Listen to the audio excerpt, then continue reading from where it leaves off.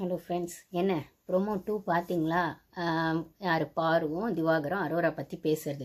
வெறும்னே பாரு அரோரா பேசினா மட்டும் அந்த பொண்ணு என்ன பண்ணுச்சு, அந்த பொண்ணு பாட்டுக்கு ஓரமாக இருக்கு, அந்த பொண்ணை பற்றி எதுக்கு பேசணும் அப்படின்றீங்களே. இதை மட்டும் கேமரா பாரு கிட்ட மட்டும் கொண்டு போறீங்களே. விக்ரம் அரோராவும் பேசிட்டு இருக்காங்க. விக்ரம் அரோரா 2 நாளாக பேசிட்டு இருக்காங்க. எப்போ அரோரா விக்ரம் போய் உசுப்பேத்தி விடுதோ, இல்லை அரோராவை விக்ரம் உசுப்பேத்தி விடுறாங்களோ, 2 பேருக்குமான அந்த வீட்டில் எல்லாருக்குமான காமன் எதிரி பாரு தாங்க. முக்கியமாக அதில் அரோரா விஷயம்னு வரும்போது அது அந்த ட்ரையாங்கல் லவ்க்குள்ளே போகுது. இப்போ கமருதீனை கோ கண்டஸ்டண்ட்டாக மட்டும்தான் அவங்க பார்க்குறாங்கன்னும் போது பெருசாக அவங்களுக்குள்ள ஒன்றும் இல்லை. அப்படி தான் ஒரு பவுண்டரி செட் பண்ணி அது ஆல்ரெடி அப்படி தான் போயிட்டு இருக்கு. பெருசாக பேசுறதில்ல. இவர் அரோரா கூட தான் சுற்றிட்டு இருக்காரு. அப்போ அந்த பொண்ணு ஆல்ரெடி சொல்லிடுச்சு, அந்த பாரு பொண்ணு. நான் நிறைய வீடியோஸில் சொல்லிட்டேன், உனக்கு அவ கூட பேசணும்னா பேசு, ஆனால் என் கூட ஒரு நல்ல ஃப்ரெண்ட்ஷிப்ல அங்கே பேசினா எனக்கு பிடிக்கல, பாசிட்டிவ்னஸாக இருக்குன்னு அது ஏற்கனவே சொல்லிடுச்சு. 2 நாள் முன்னாடி அதெல்லாம் பஞ்சாயத்து வந்துருச்சு. இப்போ இவன் அந்த அந்த ஒன்றும் இல்லாத அந்த சண்டைக்கு சண்டை போட்டுட்டு அவகிட்ட தான் போய் உட்காந்து பேசின அரோரா. இது லைவ்ல பாதி வந்துச்சு, எபிசோட்ல கொஞ்சம் தான் வந்துச்சு.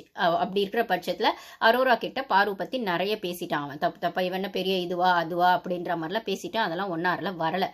நான் நெக்ஸ்ட் டே கண்டினியூ பண்ணி காட்டுவாங்கன்னு நினைச்சா காட்டல. ஓகேங்களா? அப்படி இருக்கிற பட்சத்துல இவன் அரோரா கூட தான் சுத்திட்டு இருக்கான். அவளுக்கும் துஷாரை விட்டோன்னே இப்ப அந்த வீட்டுல அதான் முக்கிய அழுதா. 2 நாள் கன்ஃபெஷன் ரூம்லயும் போய் அழுதா. அப்படியே அந்த பிக் பாஸ் என்னவோ கொஞ்சம் வச்சிருக்காரு அவளை, அந்த அரோராவை இந்த வீட்டுக்குள்ள. வேணான்றவங்க அன்னைக்கு வீக்கெண்ட்லேயே கதவு திறந்து விட்டு போனோம்னு சேதுபதி சார் சொன்னாரு. அப்பயே கிளப்பி விட்டுருக்க வேண்டியது தானே. உங்களுக்கு எதுக்கு அந்த ஒரு கண்டஸ்டன்ட்டை வச்சு தான் நீங்கள் ஷோ ஓட்டுறீங்களா என்ன? வேணான்னு சொல்கிறவளோ அவளை வச்சு நீங்கள் எதுக்கு ஷோ நடத்துறீங்க? உங்களுக்கு ஏதாவது ஒரு பஞ்சாயத்து அதை வச்சு வரோம், இல்லை கமருதின்னு அந்த ட்ரையாங்கல்ல வச்சு காத்துக்காக தான் நீங்கள் வச்சிருக்கீங்க. அந்த பொண்ணு போகணும்னு சொல்கிற பொண்ணு இழுத்து வச்சு நீங்கள் அப்படி போகணும்னு சொல்கிற பொண்ணை வெளில அமிச்சு வேறு ஏதாவது ஸ்ட்ராங் கண்டஸ்ட், இப்போ ரீசெண்டாக வெளில போன பிரவீனோ இல்லைனா வேறு ஏதாவது ஸ்ட்ராங் கண்டஸ்டன்ட்டோ எவ்வளோ பேர் இருப்பாங்க, அவங்கள நீங்கள் உள்ளே அமிச்சு கேம் நடத்திக்கலாம். ஆனால் உங்களுக்கு தேவை அந்த லவ் கண்டென்ட்டோ அடல்ட் கண்டென்ட்டோ தேவை. அந்த ட்ரையாங்கல் லவ்க்குள்ளே அது வந்தால் தான், சண்டே ஆனாதான், கலவரமானதான் உங்களுக்கு அந்த கார்பரேட் கம்பெனிக்கு தேவையான கண்டென்ட் கிடைக்கும். கேவலமான கண்டென்ட். அதனால் அவளை பிடிச்சி வச்சிருக்கீங்க.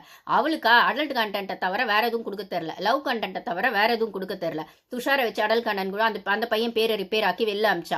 அப்புறம் இப்போ கமருதீன் கூட சுத்திட்டு இருக்கா. இப்போ கமருதீன் மட்டும் ரொம்ப ஒழுங்கானா அவனுக்கும் அந்த கேம் பாதிக்கு மேல ஒண்ணுமே புரியறதே இல்லை.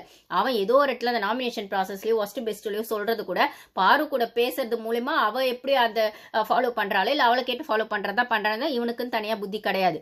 ஒண்ணு, அவனும் அவளை அந்த கேம்காக தான் யூஸ் பண்ணிக்கிறான். கமருதீனும் அந்த இந்த பக்கம் அரோரா ஒரு பக்கம் கண்டென்ட்டுக்கும் கேமோட கண்டென்ட்டுக்கு பாருன்ற மாதிரி ஸ்ட்ராட்டஜி பிளேக்கு இந்த பக்கம் யூஸ் பண்ணிக்கிறான். இதை பிரவீன் அப்பட்டமாக வெளியில் இன்டர்வியூஸ்லாம் சொல்லியிருக்காரு. பாரு கமருதீனை யூஸ் பண்ணிக்கல, ஆனால் கமருதீன் தெரிஞ்சுதான் அந்த பிளேவை பண்ணுறான். ஏதாவது ஒரு பிரச்சனை வந்தால் அந்த பொண்ணை மாட்டி விட்டு இவன் எஸ்கேப் ஆயிடலான்னு பார்க்குறான். இவன் சீப்பாக ஒரு கேம் ஆடிட்டு இருக்கான் அப்படிங்கிற மாதிரி வெளில